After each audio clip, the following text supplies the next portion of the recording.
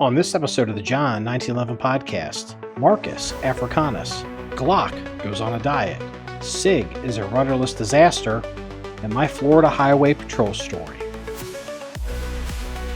Okay, good evening, everybody. This is Marky. This is episode 370 of the John1911 Podcast.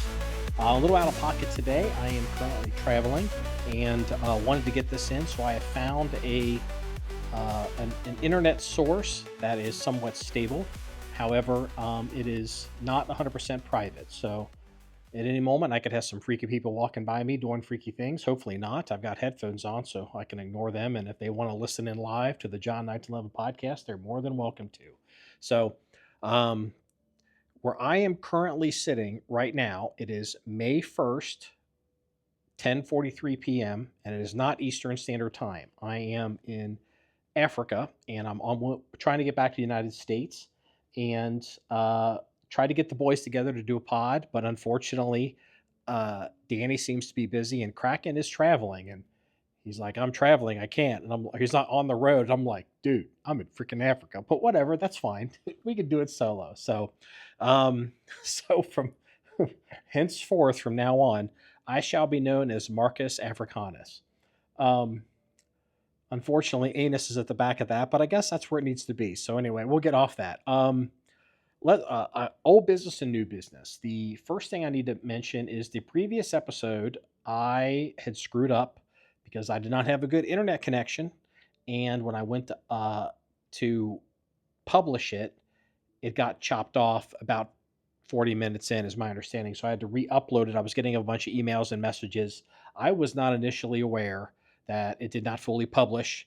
And, unfortunately, it got kind of screwed up. I think we've gotten everybody back online who wants to partake and listen. But to all of you that had to suffer through that, I apologize. My mistake, my fault. I have kind of taken steps in my process to make sure that doesn't happen again. And, I'll be able to check for that in the future. And this will be the ultimate test when I'm doing this one. So let's get into some new business. I have gotten multiple messages about this, and actually Kraken was the first person to bring this up to me. And I wanted to get him on pod because I wanted to give him a public apology. He had told me that SIG had updated their manual for recommending the manual of arms for the 320, basically advocating, if I can remember how you would call this, because I'm so used to calling stuff. So I guess it would be condition 0, an empty chamber. And, my argument to Kraken was that this has probably always been there. It's one of these weaselly lawyer things, but as best as we can tell, and he's been able to confirm, and multiple listeners have also confirmed it, that this seems to be something that SIG has put into their manual now. I guess it was in April of 2025, after all these lawsuits and all of these judgments and the pending stuff. And look, you can make some kind of argument about SIG and the equipment, the gun, and I don't want to say the G word here, but it's a gun company. So, and how they operate. But I think at this point we have to start looking at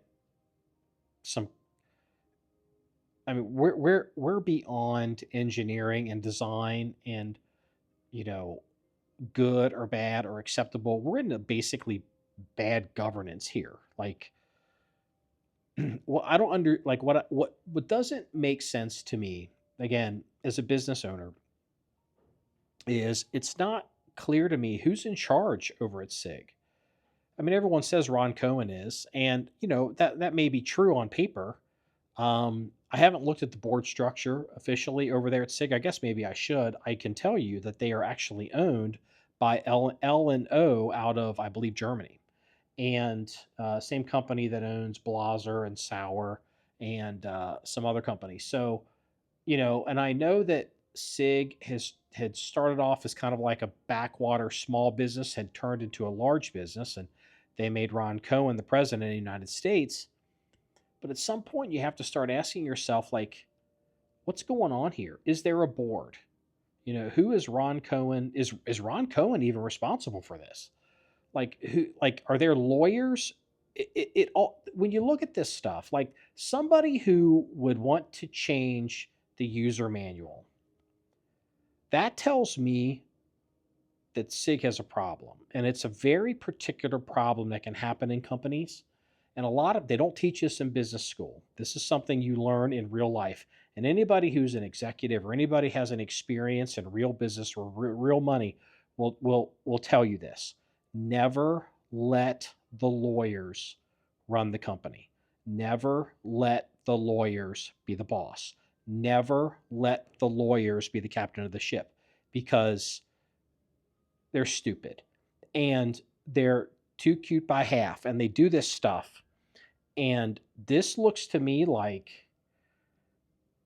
maybe Ron Cohen isn't being questioned on this. Is there a board that's not functioning, and there's an in-house counsel that's doing this? Like, I have so many questions as to how we got to where we got, not just with the lawsuits and the payoffs and the settlements and the non-disclosures and all that kind of stuff. I'm just talking just since January 1 of 2025. And this latest thing with changing the user manual is just, this is a whole new level of problem inside that company. And I suspect, I mean, I predicted it publicly, Ron Cohen's out by the first of the year. I just don't know how, I don't know how he survives. I don't know how at this point, I'm not even certain, what the future of this company is. Heaven help them if people Washington, over in Pentagon City, or over there on Pennsylvania Avenue, find out about this being an issue, and it becomes a political issue, or becomes a PR issue, because they'll just whack the hell out of this thing. And I don't know what's going to happen to SIG's contracts at that point, because you could have I'm telling you, this could be a very bad year for the 320. And it just brings up more questions than answers, really, at this point. But that gets us on to the other problem. We've had now we've reported that a lot of I wouldn't say a lot, but we've had a number of state regulatory or certifying agencies have started banning this gun, and even refusing to allow cadets to show up to academies with this piece of equipment. And now we're hearing large PDs are starting to drop the 320, and now we're starting to see individual private training facilities are taking positions on dropping this gun. Well, the next shoe to drop is, and you're hearing rumblings about this, but the next shoe to drop on a 320 is going to be the retailer, because okay, here I just popped in my head. So I don't watch a lot of television, but I've seen some stuff on the internet, and I'm going to make a reference that I'm sure many of our listeners will get. It's very rare that I can make a pop culture reference in modern times that anybody would even understand. So there's a TV show called Landman, and there's a character in that movie that is an attorney. She's obviously one of the female, what do you call them, like the sexual tension character that, like, is she or isn't she, or are they or aren't they, or will they or won't they, whatever it is. But her character's title is apparently an attorney that specializes in chain of liability. And so the next time you see her and that phrase, I want you to think about the chain of liability in the 320. At this point with the 320, none of this is a secret. It's just a matter of who knows. And then it's then who knows, when did you know? And, when did you know, and what did you know? And at some point, retailers are going to start refusing to sell this gun. And they may even be SIG certified dealers, or their master dealer program, whatever the kind of program they run. It's entirely possible that you're going to start seeing individual retailers basically say, we're not going to sell this gun. And what's SIG going to do? I guess they're going to yank their you know, their their their retail sponsorship. But then you're going to get a situation where, companies, PDs are surplusing these guns. Your AIM surplus right now has a whole ton of these basically look almost new 320s. The 320 hasn't been in service long enough in law enforcement circles to justify it being rotated out of service yet. But you're starting to see them on the secondary market and the police trade-in market. At what point do the owners of these companies that take surplus, do they start getting calls from in-house counsel or from someone that's worried about liability? Hey, we can't sell these guns anymore. What did you know and when did you know it? Because Joe Schmo walks in the AIM surplus, buys one of these things, and heaven forbid he has an issue with the gun and gets injured, and it's debatable as to what happened or didn't happen with this thing. It's going to be terrible. And it could, I mean, something like that could bankrupt a small distributor in a heartbeat. And once one of them does it, they're all going to do it. And I mean, SIG, this gun is just from a business standpoint, not the whole, I've had the gun, I never had a problem. Just from a business perspective, this gun is not going to be around for too much longer in its current iteration. It's going to have to be re-rolled. It's going to have to be the 321. It's going to have to be the 320A1. It'll have to be the 320 2.0 or whatever, or the 420. Hey, smoke pot, buy the 420. I mean, they can do whatever they want.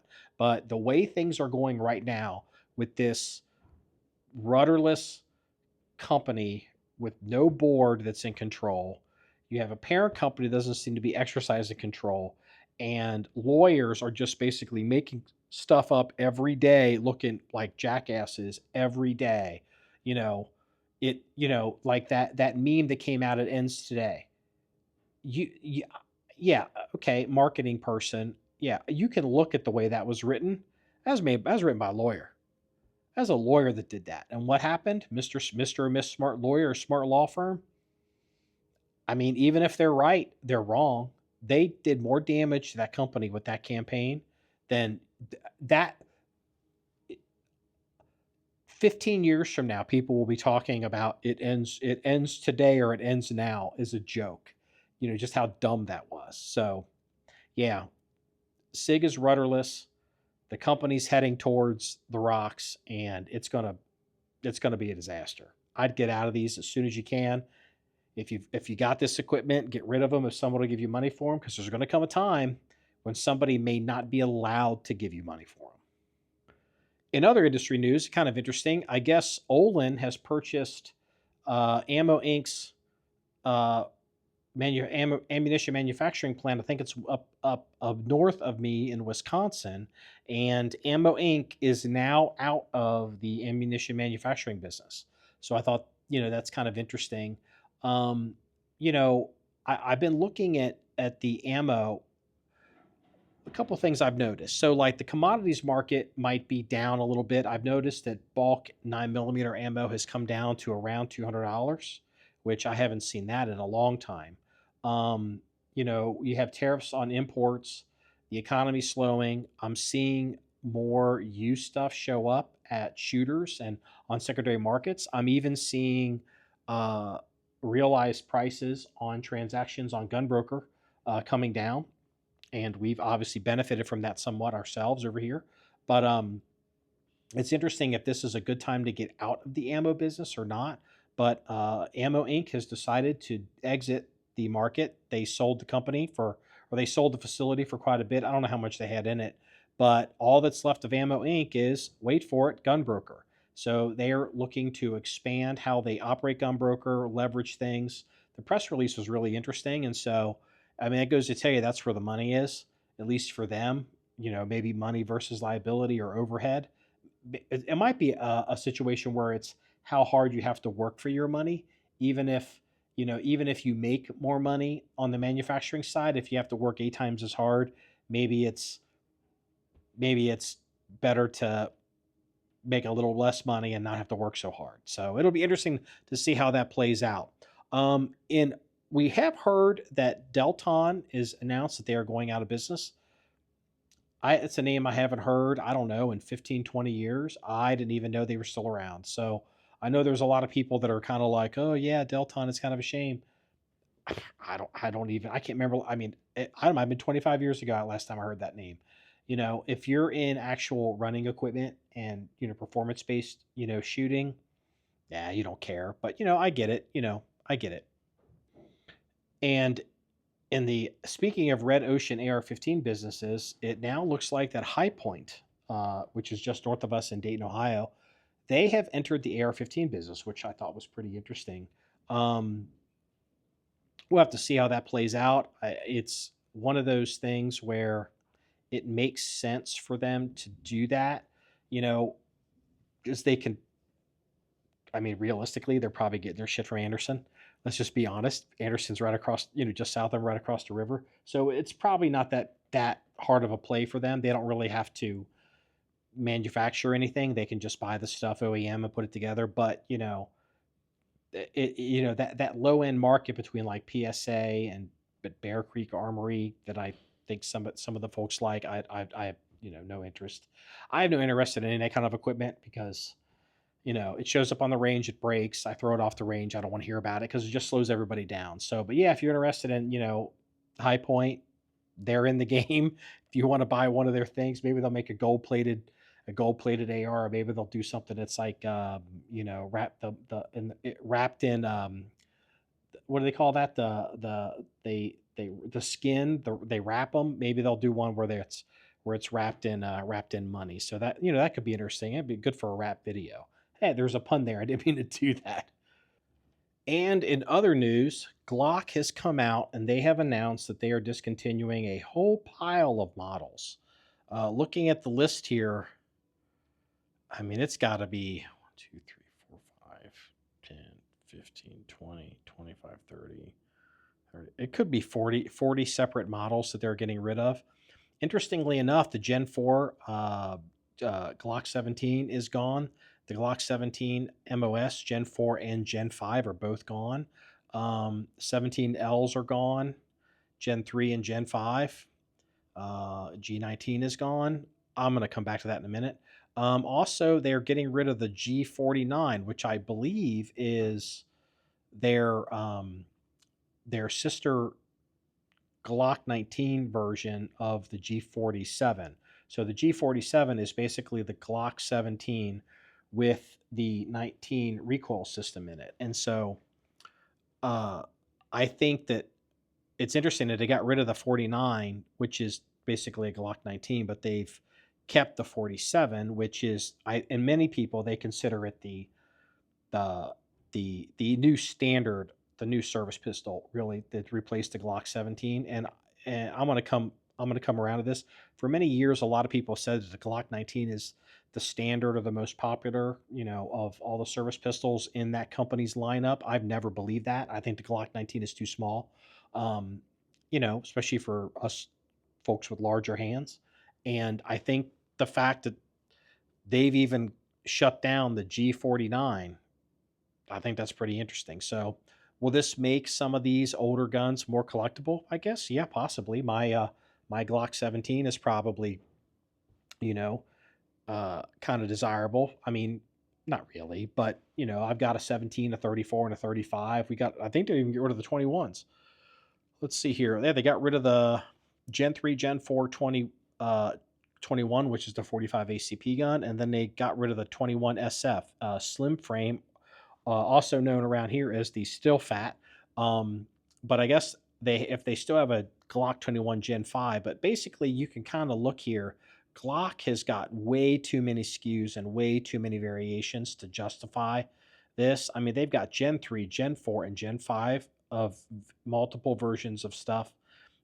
I'm not surprised they shut a lot of this down. It's bad business, especially when you're Glock. I mean, they basically make one gun. So, um, good for them. I think that probably strengthens the company, strengthens the brand, probably also helps their supply chain on getting things, and might even be able to give them the ability to have more aggressive pricing if they want it, or you know increase or maintain profit on the inside so they can deal with changing economic conditions around the world. So Many of you may think this is a bad thing. I think this is a good thing, probably because, full size service pistols are still being made and will always be made, and guys like me are going to be able to buy one. So it doesn't affect me one bit. Final piece of industry news that I thought was worth mentioning because I think it's probably valid, but I also wonder if it's one of these things where it's really just kind of a payoff for marketing. I don't claim to understand how the relationship between, I would say, mainstream, you know, firearms media, like the magazine people and the manufacturers, how that really works. But I would assume, the idea of buying ads probably gets you favorable treatment. If it doesn't give you favorable treatment, it probably keeps you from, getting your balls cut off, right? And so, you know, handguns magazine has come out with, or is it handguns or NRA?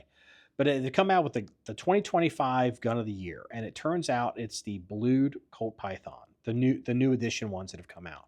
And you know, as cynical as I am about how that kind of works, I be gotta be honest here. I think they probably called this one right. A lot of people did not expect that we would ever see the Pythons again. All these arguments against them. I think the new Pythons are better. They're stronger. The double action's better from the factory. They're more durable.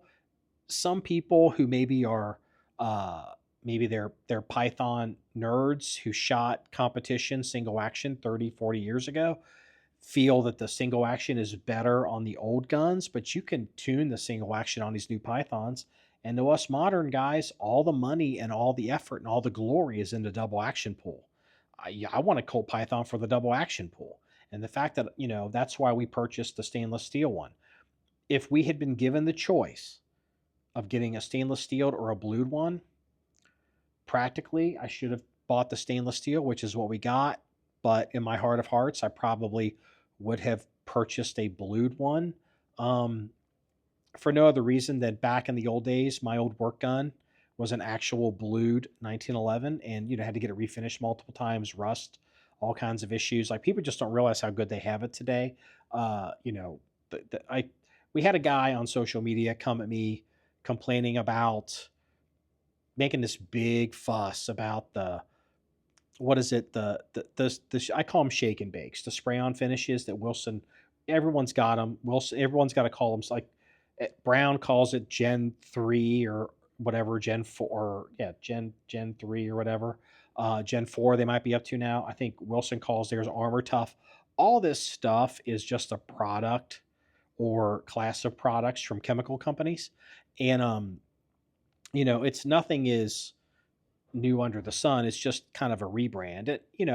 And these spray on finishes, I really like them because they work very well. Even when you wear them off or you scratch them, the material underneath is still protected. You're not going to get rust. And if you need to, for some whatever reason, refinish the entire piece of equipment, I'm using the word equipment, it's easy to do. It's why, like back in the old days, we'd get guys that they would say, "Oh, I'm going to get chrome plating," because one of the options always was to get chrome plating on your stuff.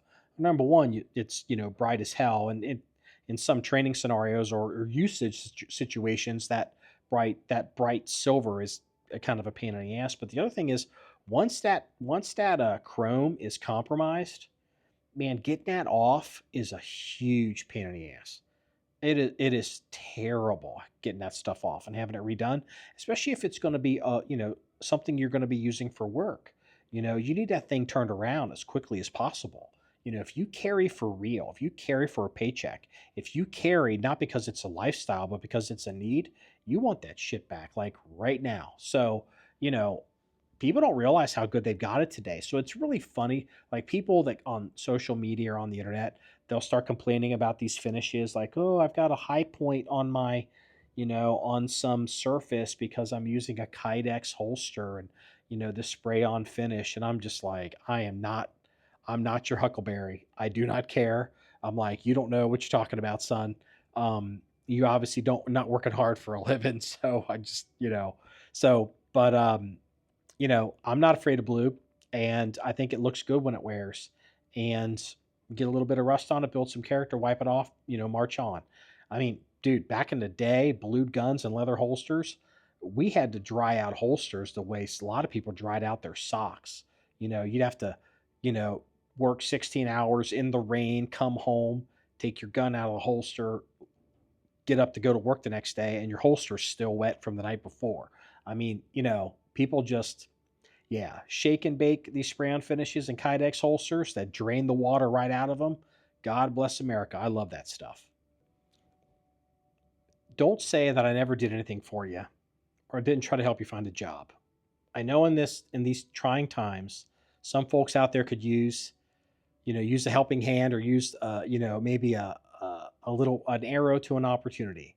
And if you are looking to get into the industry, it turns out that Gunsite is hiring, and you're thinking, well, I'd like to work in the industry, but, I don't know if I've got quite the resume. Well, you can get it on the ground floor because they are looking for a marketing specialist. So if you are, you might even be able to do that job remotely. So if you think you have an interest in that and could help Gunsite out, I mean, find them on the internet. Look, I'm not going to tell you how to get a hold of Gunsite as a marketing specialist if you can't find them on the internet. That's kind of like that's the first basic prerequisite for the job. So, Gunsite is hiring. If you're interested, good luck. And if you get hired, let me know. And maybe we'll come out and visit you. You probably couldn't tell because I had paused, but I had to get up and do something real quick. But that's kind of how it goes around here. So. We're not going to go too long on this one. Just a couple of interesting things that I found.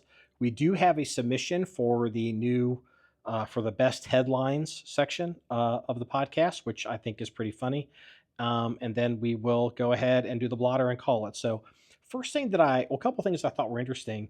Florida Highway Patrol has seized their first C8 Corvette, and they've put the markings on it, and apparently now they're rolling dirty down on the roads there in Florida. So you could be I'm gonna tell you, here's a story. So some friends in high school going down to one of these beaches in Florida in the summer. I'll go to private school, whatever. We're all losers, and they're they're they're in a train. We used to call it a train. And so you're on the highway, you're in traffic during the day, and a dude's got a radar detector, right? So he starts kind of like he's speeding a little bit. He's setting the pace, and then you got other dudes behind him following him, and so you're like, oh man, he's got a radar detector, and we got and you start seeing other people with the radar detectors, and so like, yeah, we're good. And so it's like a line of cars, and they're going around, and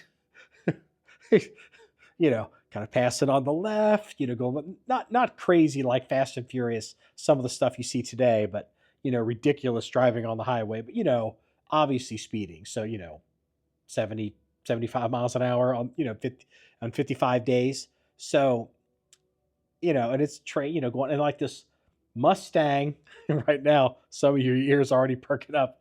This Mustang's in the train, like going down. My buddy, he's like third car back, and there's like two behind him.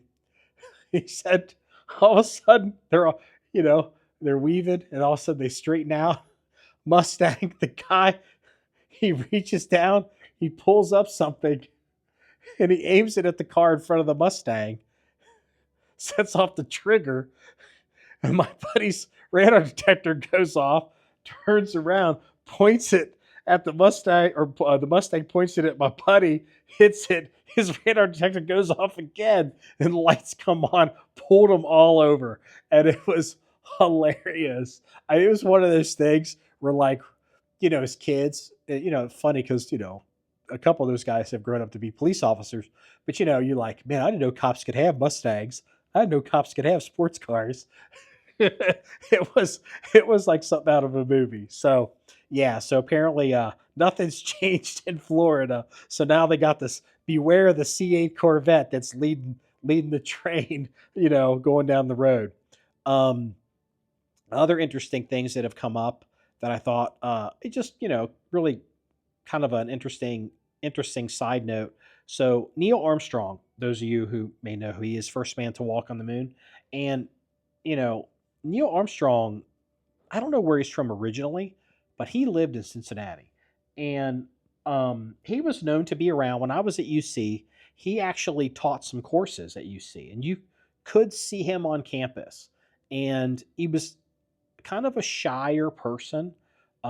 You'd see him around, like he didn't like people to come up and make a big deal about him. And if you acted like you didn't know him, maybe you had a good chance of possibly, maybe getting to talk to him. And to kind of give you an idea of what he dealt with is, um, I had a barber some years ago who used to work at a place where they would cut his hair, and that one of the barbers that worked at this location apparently got fired for keeping Neil Armstrong's hair. And you're thinking, like today you're like, Neil Armstrong, who gives a fuck? Like, but you got to realize something. Neil Armstrong, 1,000 years from now, 10,000 years from now, people will know his name. You've got Christopher Columbus and Vasco da Gama and Magellan and Cortez, and you've got uh uh Gagarin, the first person in space, the Russian. You've got Neil Armstrong, the first person on the moon. Like, these are firsts that for humanity that will be known forever. So um I used to live around the corner from Neil Armstrong, oddly enough, and so I wasn't unfamiliar with him. And he was a known person in Cincinnati, but he wasn't someone that moved around in social circles or in society. You never saw pictures of him. You never saw him in the news or the newspapers, or in even in like the society things, because he eschewed all that kind of stuff.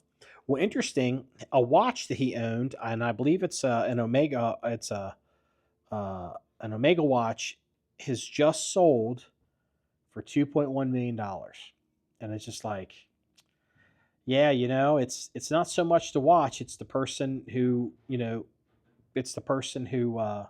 what they did while they were wearing the watch, or the person that makes the watch, or what they've accomplished in life. And I just thought that was interesting, and I'll have a link to the story in the sections. Now, best headline. Let me see if I can find this. So let's see here if I got this. The headline is "Model Gets Arrested for Explicit Content at Gas Station." And I'm like, okay, that's a pretty good headline. Like, what does that mean? And so apparently it's an OnlyFans girl. She was doing something crazy at Buc-ee's, and got arrested. And all I can think of is, OnlyFans, gas station, explicit content. Man, and you thought Gas Station Sushi was bad. Okay, enough of that. Final thing from pop culture. There is word out that Pete Rose is probably going to be removed from the ineligible list, which means he will qualify for the Hall of Fame. And I realize that I'm on the wrong side of history on this. I've made my positions on Pete Rose clear. It's nothing personal against Pete. A lot of people have personal issues with Pete. I don't. I mean, I knew he was gambling. I knew his bookie. I knew his bookie's wife. I've said all this 100,000 times. Like every, he did it. He bet on the Reds. He absolutely, he denied it. He lied about it. Whatever. But I get it. He's going to get in. That's fine. No ill will. The man's dead, so he's been punished enough. So, don't like to say bad things about the dead. So, we'll leave it at that in case you were wondering. Now on to the police blotter. First one's pretty interesting and is local to us. The headline is "My Truck, My Baby." That's an actual quote. Local driver fights off man who tried to steal his truck at a local convenience store called United Dairy Farmers. And so what was interesting is, man's pumping gas, and I guess his truck is running, and a person in Harrison, Ohio, jumps into the truck. The owner jumps in after him, and the door is open, and it's a full on, FUBAR pig pile in the cab of this truck. Let's see, what kind of truck was it? and the truck is doing donuts in the middle of this parking lot while these dudes are fighting it out in the driver's seat for control of this vehicle with the door open, driving over curbs. And so, um, I think the driver ended up. Let's see here. The Daniel Jordan was pumping gas on Wednesday at the UDF on South State Street in Harrison when he said that the suspect hopped in his truck. Jordan said he then dropped the gas pump and sprang into action. So he got into the truck and basically, I think he choked the guy out. And when the police arrived, the perpetrator was already detained. And so, quote, the victim, I knew I was going in the door or I was going in the bed of the truck and I was going to bust the window out and go through there. Jordan said, you're not stealing my truck. It's never going to happen. My truck's my baby and it's not going anywhere. And you know what? He goes, I choked him out and I threw him out of my truck. And like 60 seconds later, the police were there, Jordan said. Suspect, 27-year-old Jordan Kuhn. Oh, no. 27. Wait a minute. Hold on. Are they both Jordan? Are there two Jordans in this story? I don't know. There might be two Jordans in this story. Oh, this just got really ugly that makes no sense, basically on radio. So we'll move on from that one. The last story from the police blotter comes out of Nassau County, New York. A retired man allegedly pinned a motorcyclist against a guardrail with his pickup truck. And so apparently what's going on here, 64-year-old Brian Knoll of SCIO, New York, was accused of deliberately swerving his 2022 Ford F-150 into a man riding a 2016 Kawasaki at around 2:14 p.m. on Friday. Apparently, the victim, who's the motorcycle guy, identified as 29-year-old Ibis Alex Baez of Bronx, New York, was crushed against the metal guardrail and killed in the alleged road rage incident. Apparently, what happened was these two got into it while they're driving. The motorcycle guy did one of those motorcycle things, which is to smash the side window, the side mirrors off the vehicle. And so motorcycle guy tried to smash the mirror on the truck. So truck guy decided to smash the motorcycle guy. So we'll have a link to that in the show notes on the podcast. So yeah, there you go. There's your police blotter. Well, this wraps up episode 370 of the John1911 Podcast. If you want to see any more stories or pictures, links, and stuff like this, please go to the website at john1911.com. It's JOHN1911.com. Remember, it's all about shooting guns and having fun, even in Africa. Everybody, have a good night.